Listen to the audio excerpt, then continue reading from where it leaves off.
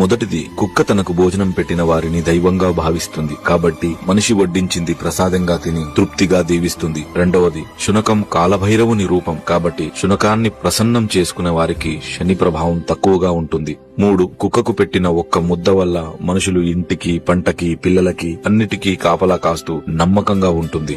4, ఇంటికి జరిగే అరిష్టాన్ని ఆవు గ్రహిస్తే ఇంటికి పొంచి ఉన్న ముప్పుని కుక్క రానివ్వకుండా చేస్తుంది. 5, కుక్క ఒకే జంతువు మనిషి బాధని, కన్నీళ్లను కూడా చూసి అవి తొందరగా పోవాలని, నా యజమాని సంతోషంగా ఉండాలని మనస్ఫూర్తిగా కోరుకుంటుంది.